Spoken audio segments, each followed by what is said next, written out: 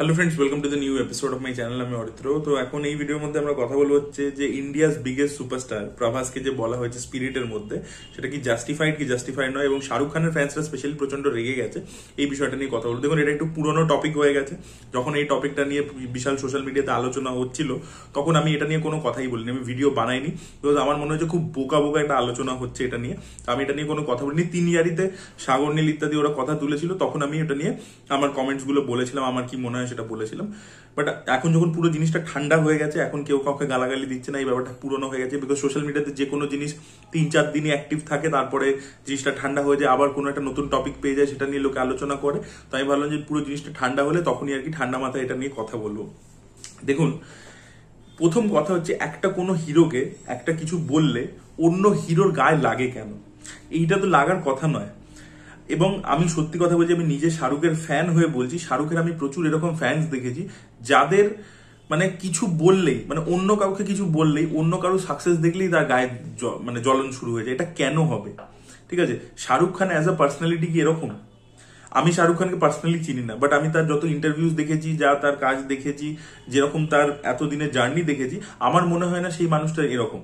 তো তাহলে তার যে ফ্যান হবে, তারও সেরকমই একটা সেম মাইন্ডসেট। মানে তুমি ফ্যান মানে কি? তুমি লোকটাকে ফলো করছো, ঠিক আছে, তুমি তাকে তার পছন্দ করছো, তার ম্যানারিজমস, তার কথাবার্তা, চালচলন, তার লাইফস্টাইল, তার যে জার্নি, সেগুলোকে তুমি ফলো করছো। তো যদি তোমার আইডলের মাইন্ডসেটটা এরকম না হয়ে থাকে, তাহলে why are you like this? তো শাহরুখ খানের ফ্যান্সদের কিন্তু প্রচুর ফ্যান্স, মানে আমি সবাইকে 100%-এর কথা বলছি না, বাট একটা মেজর সেগমেন্ট আছে যাদের কিন্তু এই প্রবলেমটা হয়ে থাকে। ঠিক আছে, যে অন্য কোনো হিরো কিছু করলো, কিছু অ্যাচিভমেন্ট, কিছু সঙ্গে সঙ্গে শাহরুখ এটা করে নিয়েছে, শাহরুখ এগিয়ে, এটা ভাই কম্পারিজনের মধ্যে যাওয়ার দরকারই কি আছে? তুমি নিজে থেকে ওটা কি গায়ে লাগছো কেন? আমি কিন্তু এই যে প্রভাসকে নিয়ে যখন বলা হচ্ছে যে India's biggest superstar Sandeep Reddy Vanga লিখেছে, এখানে কই সালমান খানের ফ্যান্সরা এসে তো কিছু বলছে না, এখানে তো কই অন্য কোনো সাউথের কেউ এসে কিছু বলছে না। আমি জানি না, মানে ম্যাক্সিমাম হিন্দির হিরোরা, ঋত্বিকের ফ্যান্সরা তো কই কিছু বলছে না, আমিরের ফ্যান্সরা তো কই কিছু বলছে না। তো কেউ তো বলেনি, খালি শাহরুখের ফ্যান্সদের গায়ে লাগছে কেন? তো এই জিনিসটা খুব বোকা একটা জিনিস। এই নেচারটা লোকে চেঞ্জ করা উচিত। এই যে সুপারস্টার, এই যে কথাটা সুপারস্টার বা স্টার, এই যে ব্যাপারটা, এই স্টারদেরও কিন্তু খারাপ ভালো সময় দুটোই চলে। লোকের ভুলে গেলে হবে না। লোকে খালি 2023টা নিরিখে বিচার করছে, বাট শাহরুখ খানের কিন্তু 2013-র পর থেকে, 2014 থেকে 2018 অব্দি তার যে ছবিগুলো এসছে, সেই ছবিগুলোর পারফরমেন্স কিন্তু একেবারেই ভালো ছিল না। ঠিক আছে, হ্যাপি নিউ ইয়ারটা তখন এতে চলে গেছে, একটা হাওয়ায় প্রচন্ড বাজে ছবি, পরবর্তীকালে প্রচন্ড নেগেটিভ রিভিউজ পেয়েছে, এবং যে বাজেটে বানানো ছবি ছিল, যে বিজনেস করা উচিত ছিল, সেই বিজনেসটা করতে পারিনি হ্যাপি নিউ ইয়ার। তারপরে তো ছেড়েই দিন, তারপরে তো যে ছবিগুলো এসছে, সেটা আপনি দেখেন, হ্যারি মেট সেজল কি রেসপন্স পেয়েছে, সেটা এর ক্ষেত্রে, জিরোর ক্ষেত্রে। তো পরপর অনেক ছবি এসছে যেগুলো চলেনি, ফ্যান বক্স অফিসে ওয়ার্ক করেনি। তো এরকম কিন্তু হয়েছে শাহরুখের ক্ষেত্রে। তো শাহরুখেরও কিন্তু একটা 10 বছরের ডাল পিরিয়ড গেছে। ঠিক আছে, তো একটা সময় ছিল আমির খান একদম 1 নম্বর ছিল বক্স অফিস কিং। সেই সময় সে গজনী বানাচ্ছে, 3 ইডিয়টস, ধুম 3, পিকে, আনস্টপেবল ছিল, দ্য দাঙ্গল। সেই সময়টা আমির খানের একটা পিরিয়ড ছিল যেখানে আমির খান ওয়াজ আনস্টপেবল। একটা পিরিয়ড ছিল সালমান খান ওয়াজ আনস্টপেবল। সালমান খানের ছবি যা বিজনেস করছিল, তার ফ্লপ ছবিগুলো 100 কোটি টাকা, তখন 100 কোটি club was a big thing. সেই সময় জয় হোর মতো একটা ছবি, সেটাও 100 কোটি টাকা ব্যবসা করছিল। তো সেই সালমান খানেরও একটা পিরিয়ড ওরকম গেছে 2009 থেকে শুরু করে 2017 অব্দি, যখন সে আনস্টপেবল ছিল। তো এইগুলো এই উপর নিচেটা হতেই থাকবে। শাহরুখের আবার একটা আর্লি 2000s-এর একটা পিরিয়ড ছিল, আপ টু আমি বলবো 2013 অব্দি, যেখানে আর কি তার সব ছবি চলেছে। চাক দে ইন্ডিয়া, ওইদিকে আমাদের মেহুনা চলছে, তারপর ওইদিকে ওম শান্তি ওম চলছে, এগুলো সব ছবি হিট হচ্ছে, রাবনে মানাদি জোড়ি হিট হচ্ছে।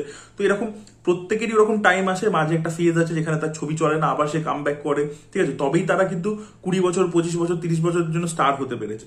ঠিক আছে, তো এই জিনিসটা কিন্তু প্রত্যেকটা স্টারের ক্ষেত্রেই হয়। আপনি যদি সাউথে তাকান, সাউথে 80s একটা পিরিয়ড এসেছিল যে সময় কামাল হাসান এবং রজনীকান্তকে ওভারটেক করে গেছিল কে? ভাগ্যের রাজ। আপনারা জানেন যে আখরি রাস্তার ডিরেক্টর, মানে আখরি রাস্তা তিনি বানিয়েছিলেন, সাউথেরটাও বানিয়েছিলেন, হিন্দিটা আই থিঙ্ক উনি ডিরেক্ট করেছেন কিনা আমি জানি না, মনে পড়ছে না, বাট ওনার অরিজিনালটা কামাল হাসানটা উনি বানিয়েছিলেন। তো উনি প্রচুর ছবিতে নিজে অ্যাক্টিংও করতেন, নিজের সিনেমা ডিরেকশন, স্ক্রিন প্লে উনি করতেন।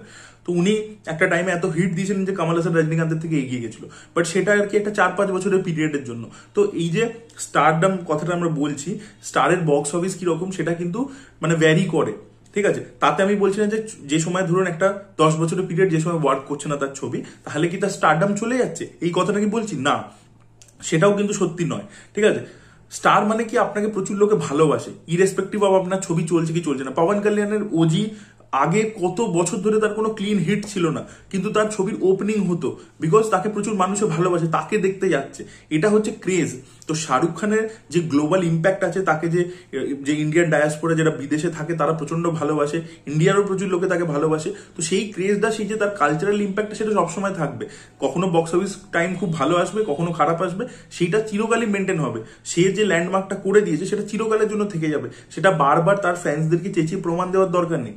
কিন্তু এখন এটাও সত্যি যে বাহুবলীর পরবর্তীতে প্রভাসের যে স্টারডাম হয়েছে, তার যে নেক্সট লেভেলে ফ্যান ফলোয়িংটা গেছে, সেটাও কিন্তু আনডিনায়েবল, সেটা সত্যি কথা। এবং এই মুহূর্তে দাঁড়িয়ে সন্দীপ রেড্ডি বাঙ্গা যে কথাটা লিখছে যে ইন্ডিয়াস বিগেস্ট স্টার, সেটা এই মুহূর্তের জন্য সত্যিই। কারণ প্রভাসের ছবির যে বাজেট হয়, তার কাঁধের ওপর ভর করে যে ধরনের প্রজেক্টস মাউন্ট হচ্ছে, তার যে বাজেট, সেগুলো হিন্দির কোনো অ্যাক্টরের ক্ষেত্রে আছে। আজকে দেখুন অ্যাটলিস্ট সালমান খানকে নিয়ে একটা ছবি বানাতে গেল, বাজেটই পেল না। আল্লু অর্জুনকে নিয়ে পাচ্ছে, কারণ আল্লু অর্জুনের বিশাল ফ্যান ফলোয়িং বেড়ে গেছে, পুষ্পা যে লেভেলে বিজনেস করতে পেরেছে, সেটা তো একটা ইম্প্যাক্ট হবেই। তো সেটা প্রভাসের ক্ষেত্রে কি হচ্ছে না? প্রভাসের এক একটা প্রজেক্ট দেখুন, সেগুলো বাজেট দেখুন, সেগুলোর বিজনেস দেখুন। একটা আদিপুরুষের মতো ছবি, যে ছবিটা এত খারাপ একটা ছবি, সেই ছবির ওপেনিং দেখুন। তো প্রভাসকেও প্রচুর মানুষে ভালোবাসে, তবেই কিন্তু ওটা করতে পারছে। সাহো মানে অত খারাপ নেগেটিভ রিভিউজ পেয়েছে, হিন্দিতে তাও হিট ট্যাগ পেয়ে গেছে, কি বিজনেস করতে পেরেছে। তো প্রভাসের বিজনেস বা তাকে নিয়ে যে মার্কেট ইকোনমিক্স, তার উপর যে ছবি মাউন্ট করছে, সেগুলো সত্যিই মানে দেখবার মতো। তো প্রভাস ওই স্টারডামটা পেয়েছে, এবং সেটা পেয়েছে রাজামৌলির জন্য, কিন্তু প্রভাস সেটা পেয়েছে এবং সেটা কিন্তু কন্টিনিউ হচ্ছে, তার বিভিন্ন ছবিতে সেটা বক্স অফিস সেটা প্রমাণ করছে। এবার সেটা হয়তো 5 বছর পরে থাকবে না, হয়তো 10 বছরের মধ্যে ডাই ডাউন করে যেতে পারে, সেটাও হতে পারে। আমি যেটা বললাম যে ভাগ্যরাজ 80s কামাল হাসান রজনীকান্তের থেকেও এগিয়ে ছিল, কিন্তু সেটা সে ধরে রাখতে পারেনি। তো কে লং টার্মে ধরে রাখতে পারবে, কি ইম্প্যাক্ট হবে, সেটা আমরা জানি না। বাট এই মুহূর্তে সন্দীপ রেড্ডি বাঙ্গা যে কথাটা লিখছে, সেটা ভুল নয়, সেটা আমাদেরকে বুঝতে হবে। সেকেন্ড কথা হচ্ছে যে একটা ডিরেক্টর তার হিরোকে কিভাবে প্রেজেন্ট করবে, সেটা তো তার পার্সোনাল চয়েস। আজকে রণবীর কাপুরের নামের সামনে কোনোদিনও সুপারস্টার লেখা থাকে না, বাট সন্দীপ রেড্ডি বাঙ্গার মনে হচ্ছে যে না ভাই, আমি আমার হিরোকে সেলিব্রেট করতে চাই, আমি একে এইভাবে প্রেজেন্ট করতে চাই, আমি সুপারস্টারের মতোই তাকে দেখছি, তাই জন্য সে লিখেছিল।